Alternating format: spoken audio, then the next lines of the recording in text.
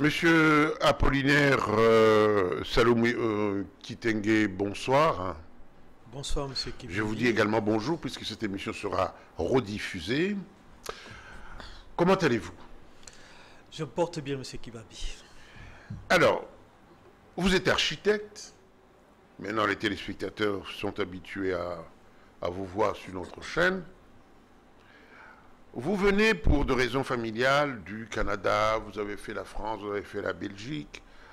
Quand vous êtes retourné il y a une semaine dans votre pays, qu'est-ce que vous avez ressenti quand vous avez quitté l'aéroport? Merci, monsieur Kibambi, de cette opportunité que vous m'avez offerte. En arrivant au pays, tout comme un voyageur, on descend à l'aéroport. Juste quand on a pris les transports, on s'est rendu compte qu'on s'est retrouvé dans un enfer. Dans un enfer dans le sens que on ne savait pas où on allait et où est-ce que nous étions. Parce qu'on ne savait même pas à quelle heure on va arriver à la destination. Chaque fois quand vous appelez, on vous dit non, non, ici vous ne pouvez pas traverser à tel endroit, vous changez. J'essaie un peu de faire une application pour voir la circulation routière. Tout était au rouge. Donc c'était infernal. Et on se demande si on est encore dans une agglomération ou bien dans une ville qui répond encore à toutes les normes d'être appelée une ville ou une cité urbaine qu'on peut y vivre encore comme c'était dans le temps. Oui, mais quelqu'un me disait, j'ai déposé quelqu'un à l'aéroport, la personne est arrivée à Johannesburg 3 heures après, et lui n'arrivait pas à la maison. Il était encore dans la rue pendant que celui qui a voyagé est arrivé à destination. Et même arrivé à la maison. C'est pas normal quand même. Oui, mais je pourrais vous choquer parce que moi je suis arrivé aux environs de 20 heures. Parce que l'avion a fait escale à Brazzaville, de Paris à Brazzaville, Brazzaville-Kinshasa. Et de 21 heures après avoir récupéré le bagage, moi je suis à la 17e rue, je suis poids lourd, je fais 4 heures du temps. Non. Je vous dis la vérité. 4 heures du temps, comme vous dites, là quelqu'un peut prendre son avion et arriver à Johannesburg. C'est pratiquement infernal. On ne sait pas dans quelle agglomération nous vivons. Donc il peut donner, probablement on peut dire de regretter pourquoi je suis rentré au pays si tôt. Oh là, pas jusque-là. Je ne suis pas le seul. Je ne suis pas le seul pratiquement. Avant de monter sur ce plateau, je vous rappelle que je parle à un architecte. Hein, donc, alors, je me souviens avant de monter sur ce plateau, vous me disiez, même dans la jungle, on se promène, les animaux se promènent autrement.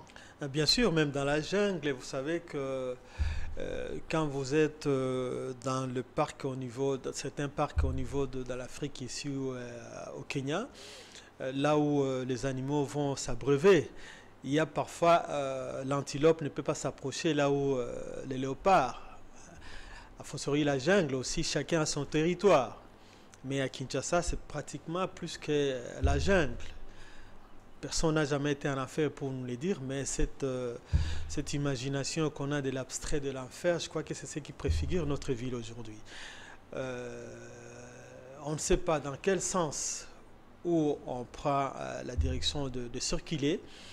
On a les circulations à 2 roues et à 3 roues qui ont maintenant pris la chaussée, qui envahissent, ce sont ces équipements de circulation à 2 roues, à 3 roues, qui envahissent maintenant les chaussées. Qui vous passent à droite, à gauche? À gauche, d'où la chaussée n'a pas été faite pour les accueillir, où ils n'ont pas leurs espaces pour circuler. Et on se demande où est-ce que nous sommes. Le véhicule passe d'un sens comme dans un autre. Et ce qui m'a choqué, il y a un cortège, on parle d'une autorité qui vient dans un sens où vous allez, vous vous demandez où est-ce que vous allez partir, vous êtes sur une chaussée qui n'a que 7 mètres de largeur. Donc vous êtes obligé de garer ou bien d'aller au caniveau ou aller pratiquement au niveau du trottoir. Et d'ailleurs, cette autorité, ceux qui sont dans le cortège de cette autorité vous menacent. Mais vous menacez, on vous menace avec les armes, ils descendent, vous devez aller au-delà de votre... Alors, il y a des femmes qui pleurent à l'intérieur, des enfants qui viennent de l'étranger, ils se disent, ils sont menacés, ils sont attaqués. Hein, M. Kibambi. Bon. Alors que vous êtes architecte et vous dites que notre ville, nos routes ne parlent pas. Nos routes sont muettes. Les routes sont muettes et aveugles. Parce que les routes parlent d'elles. On devait plutôt pleurer au lieu d'en rire. Oui. Franchement, ça paraît à l'amusement, mais c'est une réalité que nous vivons. Les routes sous d'autres cieux parlent. Je vous donne un exemple. Quand on sait qu'ici, il y a passage des écoliers, il y a un panneau qui signale. Ici, il y a les animaux qui traversent. Ici, il y a un dos d'âne. Ici, il y a un passage de niveau pour les trains ou bien pour le passage de bus écoliers. Ici, il y a un passage de métro. Tout ça, ça vous permet à ce que la route parle. Vous êtes sans ignorer que vous qui avez passé du temps en Europe, il y a des endroits où vous arrivez, vous louez un véhicule sans chauffeur. C'est vous-même qui allez le conduire. Vous avez les GPS qui vous aident. Bon, le GPS n'a pas plus de 25 ans ou 20 ans, mais dans le temps, vous pouvez prendre la route qui parle. Ici, chez nous, si vous mettez les GPS, je doute fort que vous pouvez déboucher à une route sans issue. Ok, on vient de critiquer. Vous êtes architecte, vous prêchez pour votre chapelle. Est-ce à dire que vous n'êtes pas pris en compte dans les mesures qui accompagnent la construction de nos villes?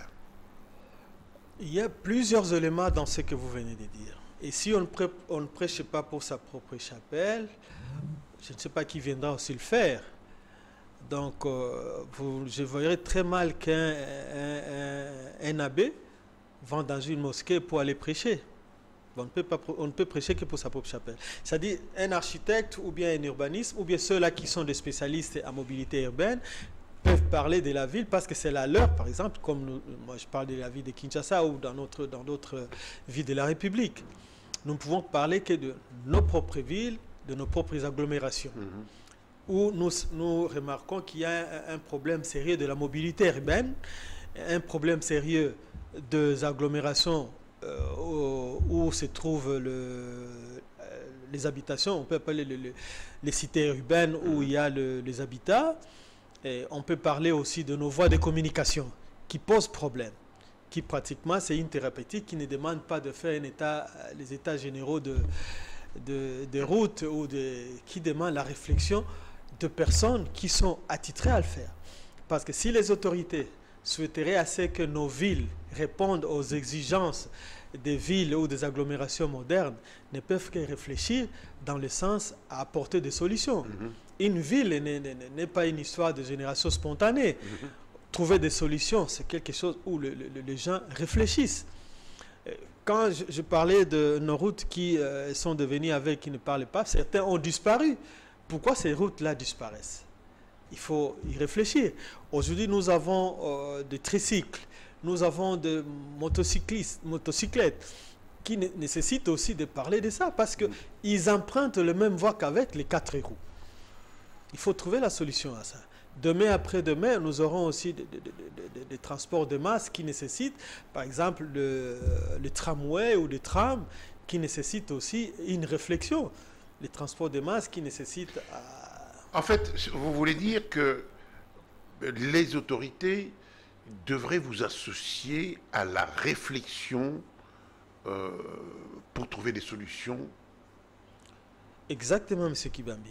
C'est-à-dire que... on ne vous approche pas encore? Pas du tout. Et là? Pas du tout.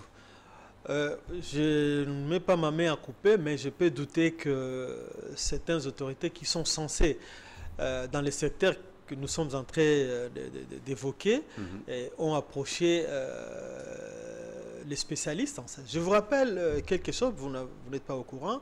À l'époque où M. Kabila a pris ses fonctions, il y avait un ministre des Infrastructures qu'on appelait Yagisitolo, qui est déjà décédé. Mzee voulait assez qu'on ait des autoroutes, qu'on ait des équipements socio-communautaires, qu'on ait des équipements de divertissement. Et il a chargé son ministre. Les ministres, j'étais encore jeune architecte à ce moment-là, parce qu'il y a 25 ans de cela, on nous a réunis au Palais du Peuple, que le président voulait réfléchir, qu'il a visité au Zimbabwe certains cabinets d'architectes, certains cabinets d'urbanistes, où il voulait assez que nous soyons un peu au même diapason avec des villes qui sont appelées villes. Alors, il fallait réfléchir. Il devait faire en sorte un groupe d'architectes devait étudier sur la ville, d'autres architectes devaient étudier sur la mobilité, d'autres architectes devaient être associés aux ingénieurs pour étudier sur des routes qui devaient, malheureusement, ni Mzee ni Sitholo n'étaient pas arrivés au bout de leur réflexion. Vous êtes sans ignorer, j'aurais appris aussi dans le même élan que pour nos routes, il avait appelé les sociétés de construction qui devaient lui donner les cahiers de charges en disant 1 kilomètre de route ou d'autoroute coûte combien. Parce qu'ils voulaient relier toute la République avec des routes. Mais nos sociétés étaient incapables de donner un prix normal. Ah bon? Mais bien sûr. Parce qu'il n'y avait pas des spécialistes. Il n'y avait pas de spécialistes, il n'y avait pas de normes sur lesquelles qui devaient se baser à d'autres routes. Vous êtes sans ignorer, aujourd'hui, on nous a assaillis en disant que 1 kilomètre de route coûte $1 million pour les communs des mortels. Mais je ne sais pas si celui qui est aujourd'hui spécialiste de l'OVD, qui est le DG de l'OVD, peut me contredire que ce n'est pas toute route qui coûte 1 kilomètre, $1 million à 1 kilomètre. Il faut voir la gabarit de la route, qu'est-ce que compose cette route, les trottoirs. Vous savez qu'il y a des routes aujourd'hui qu'on est en train de faire qui n'ont pas de trottoir. J'ai pris la route Makanza. De Elengesa jusqu'à Molar, il n'y a pas de trottoir. Est-ce que cette route-là, on peut calculer au kilomètre à $1 million? Nos amis qui font les ponts et chaussées... D'abord, c'est normal qu'il y ait une route sans trottoir. On peut, hein? On peut avoir des routes sans trottoir, mais pas dans ce qu'on appelle dans le cœur de la ville. La zone urbaine, où il doit y avoir des piétons qui circulent à tout bout de champ, où il doit y avoir des pistes cyclables. Normalement, on doit avoir des trottoirs. Quand vous prenez la route de Makanza, les piétons sont plus que les véhicules.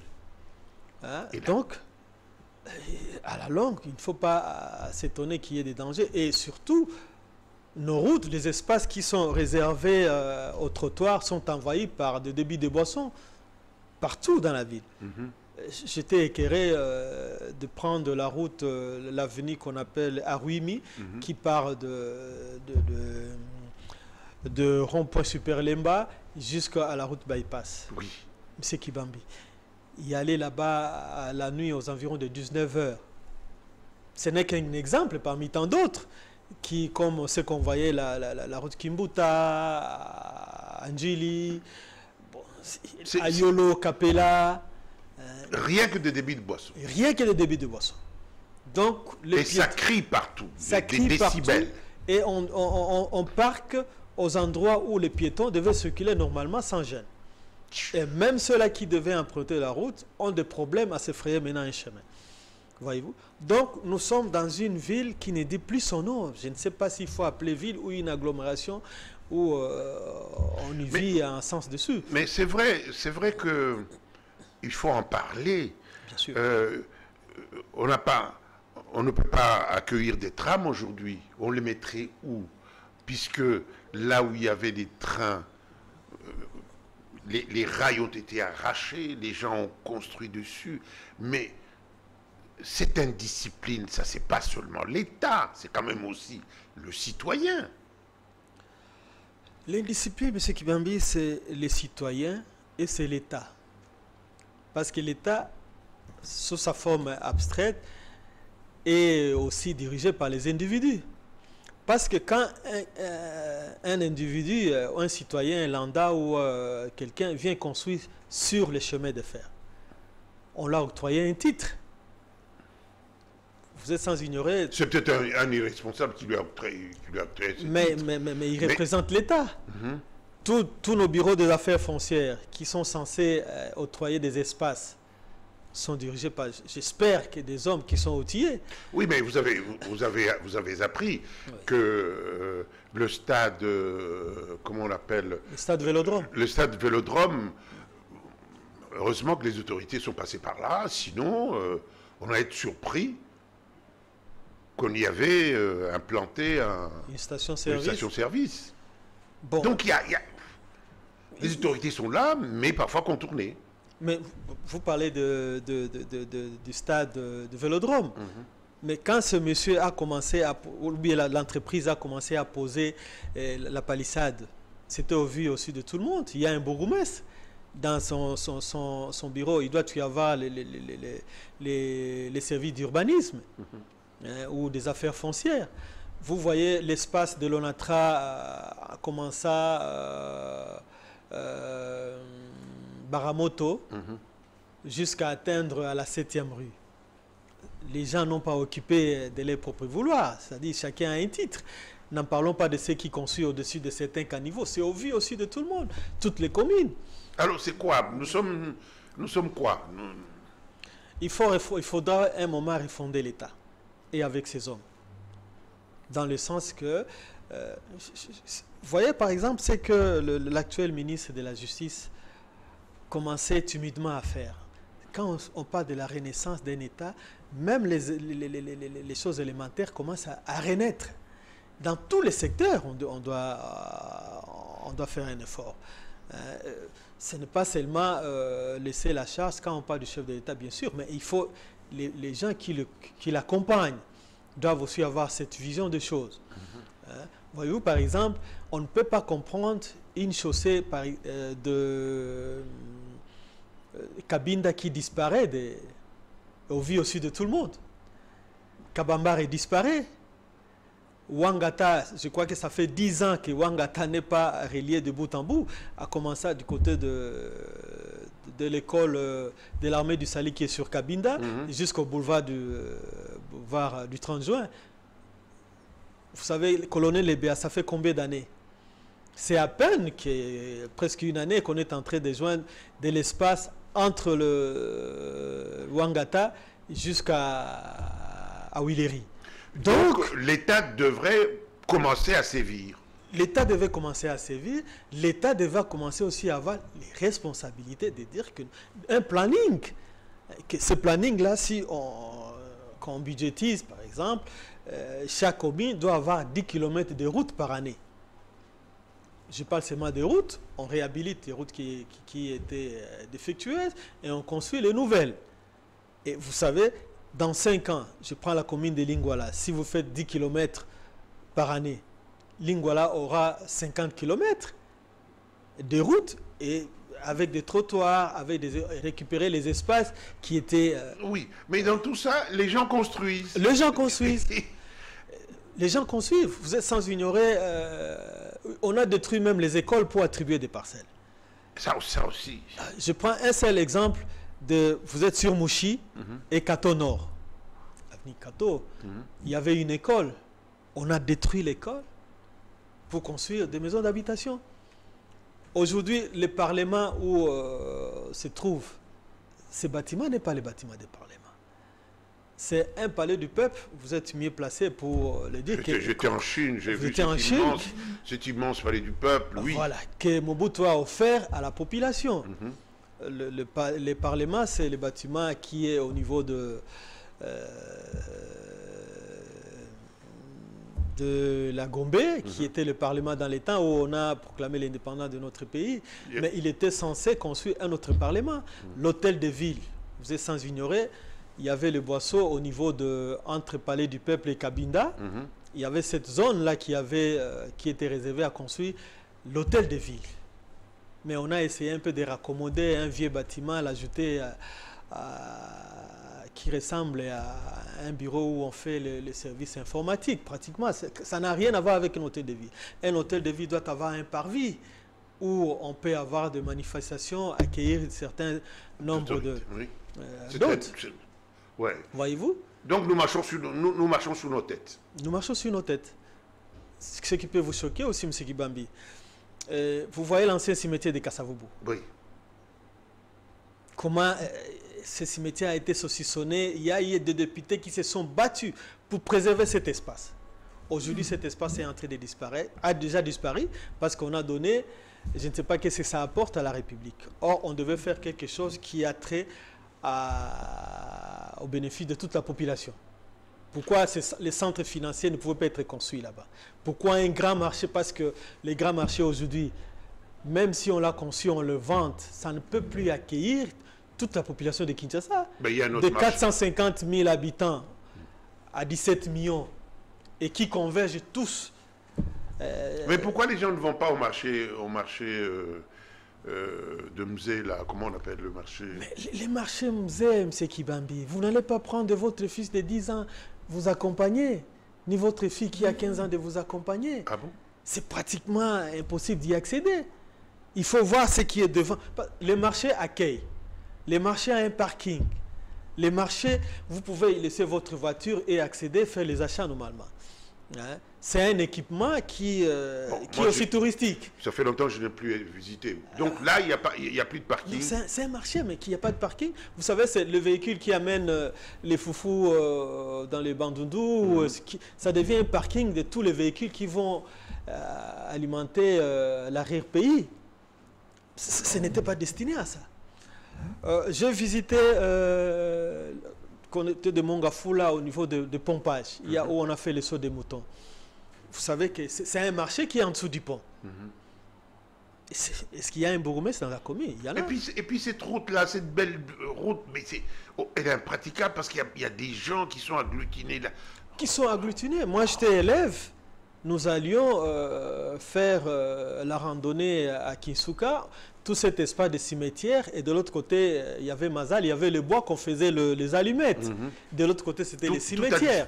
Tout a disparu. Les cimetières, maintenant, a été morcelé quand vous y passez. Et même vandalisé. Vandalisé même. L'État a essayé de détruire, mais les gens ils continuent à y vivre. Nous, on nous a enseigné que les cimetières, c'est un jardin de mort. Quand vous arrivez sur d'autres cieux, les cimetières, jusqu'aujourd'hui, vous allez qu'on a apposé sur le fronton une plaque de 1800 et quelques, 1700, qu'on a enterré quelqu'un qui est vivant jusqu'aujourd'hui. En fait, qu'on a enterré quelqu'un dont le cimetière est encore visité jusqu'aujourd'hui. Mais nous, on n'en a plus. Quand on arrive jusqu'à ne plus respecter nos morts, heureusement qu'il y a d'autres cimetières. Bon, ce sont des initiatives privées. Mais à côté de ces cimetières privés, il y a d'autres qui naissent, hein, qu'on enterre les gens à la va-vite, notamment. Voyez-vous? Donc, on ne refuse pas certaines volontés qui peuvent être exigées au niveau du gouvernement de faire des voies de communication, des routes, mais il ne suffit pas. Vous savez, aujourd'hui, les Congolais souffrent, surtout les Kinois, souffrent à 90% des problèmes de santé mentale liés au mode de vie. Sur les transports, sur les déplacements, sur les équipements qu'on a, voyez-vous, qu'on manque. Et tout ça, quand on y rentre, les gens sont devenus malades. Comment quelqu'un peut faire 5 jours en train de faire les pieds du centre-ville jusqu'à Kingasani-Asuka? Parce qu'il n'a pas trouvé de transport, il faut arriver au travail.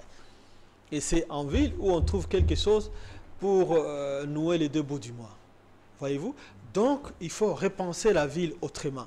On peut construire une ville. Il y a encore moyen de rattraper la situation. Mais bien sûr, M. Kibambi. Les têtes sont faites pour réfléchir. Les leaders, les leaderships sont appelés pour amener les gens à bien réfléchir, à trouver des solutions. Je ne dis pas qu'il faut être docteur, qui a passé beaucoup de temps à l'université, mais il y a des hommes qui sont capables de réfléchir et trouver des solutions. Bon, soyons maintenant positifs après avoir critiqué. Qu'est-ce qu'on peut faire, monsieur l'architecte? Donc, s'il faut pas réunir les architectes pour réfléchir et donner des propositions? Monsieur Kibambi, ce qu'il faut faire à chaque fois qu'on pense à la ville, il faut amener les architectes, les urbanistes, les ingénieurs, ceux qui sont censés étudier et trouver des solutions pour la ville. Je parlais de mobilité urbaine. Il y a des gens qui sont capables d'étudier et de vous apporter la solution. Et il faudra que ces solutions-là, c'est comme dernièrement on a fait les états généraux de la justice. Les résolutions qui sortent, il faudra les appliquer pour arriver à avoir toutes ces sommités qui sont passées là-bas. Mais si on ne les utilise pas, comme les architectes aujourd'hui, les urbanistes sont considérés comme les enfants de dernière maison, il faudra faire en sorte que ces gens-là soient utilisés pour réfléchir de la ville. En fait, vous êtes venu, Oui. je le disais tout à l'heure, prêcher pour votre chapelle parce que vous sentez que les affaires vous échappent alors que vous pouvez contribuer à la beauté de cette ville qui ne demande qu'à être belle. Et aujourd'hui, elle est laide. Exactement, cela soit dit. Et il n'y a que nous-mêmes qui pouvons parler de ça.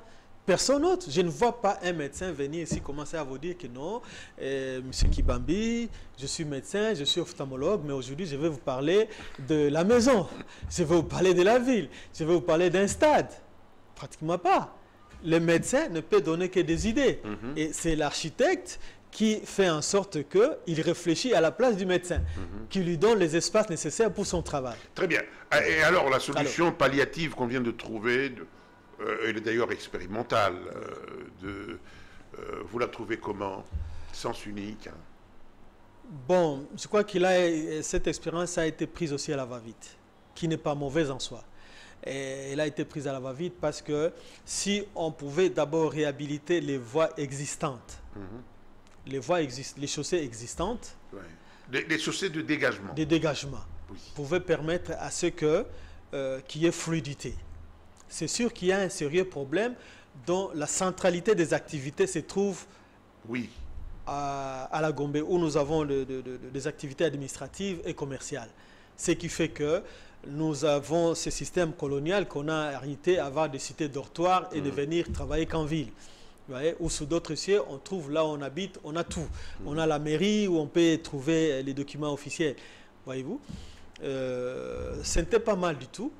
Mais il fallait y réfléchir. Par contre, ça apporte des problèmes que ça n'a résolu. Vous voyez, ce n'était pas mal du tout. Il faudra d'abord réhabiliter les voies de communication qui existent et aussi les civismes routiers qui doit être appliqué à la lettre. La police est là pour faire respecter l'ordre. Respecter, ce n'est pas que vous prenez les agents de prévention routière, les mettre pour entrer de crier à la longueur de la journée.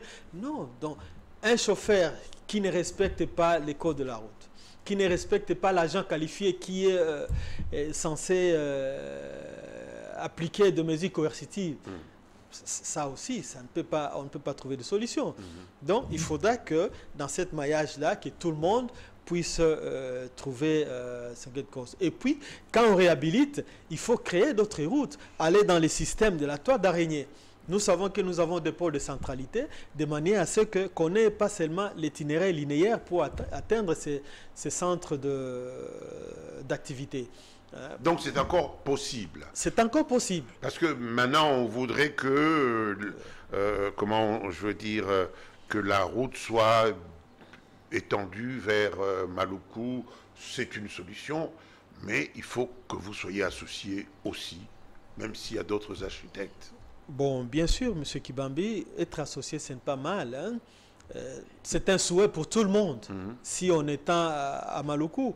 Mais il faudra associer la crème qui est locale, qui peut aussi apporter du sien, de manière en sorte que moi, je viens par exemple de Cambodonianda, où mon oncle va venir à Kinshasa et le loger dans cette nouvelle villa. Quel type de villa qu'on peut... Est-ce qu'on le construit pour les Occidentaux? Ça risque d'être une ville apartheid, où vous ne trouvez qu'une classe qui y habite. Et vous êtes sans ignorer, aujourd'hui nous avons une sorte de commerce de bruyadises. Tous ces mamans ou ces cabines téléphoniques qui construisent maintenant sous le long des chaussées. Il faut réfléchir sur tout ça. Et pour aller à Maluku, si nous avons toujours le boulevard Lumumba, c'est un sérieux problème. Il y a aussi le fleuve. Non, le fleuve, c'est une solution qui n'est pas actuellement, ne peut pas être adaptée. On en a parlé tout à l'heure. On en a parlé tout à l'heure. Vous savez la lagune de la Côte d'Ivoire, qui n'avait que peut-être 2 ponts pour y traverser. Aujourd'hui, cette lagune en a 5, donc qui a permis la fluidité. Pourquoi Njul, il ne peut pas avoir plusieurs ponts pour arriver de l'autre côté de l'est de la ville? C'est possible. C'est possible. Voilà. Bon, monsieur Apollinaire Salomon Kitenge, je vous remercie parce que vous avez terminé par cet optimisme. Il y a effectivement du civisme, mais il faut que l'État puisse aussi sévir, Tout à fait. puisqu'il y va de l'hygiène, de la santé mentale de tout le monde. Tout à fait. Parce que l'autorité qui va dans le sens interdit, elle est inquiète aussi. Hein, elle se dit, mais qu'est-ce qu'on va arriver? Bon, voilà, cette émission est terminée. Bon, ça fait mal, on a touché là où ça fait mal, mais nous tous, nous vivons ici. Moi, pour aller chez moi, 3 heures. Quand on arrive, on est complètement fatigué, c'est pas normal. Merci d'avoir suivi ce numéro. S'il y a des personnes qui voudraient ajouter à ce que nous avons dit, dans le sens de l'amélioration des conditions de vie, eh bien, elle sera la bienvenue, cette personne. Merci d'avoir suivi ce numéro. Le prochain, dans 15 jours. Au revoir.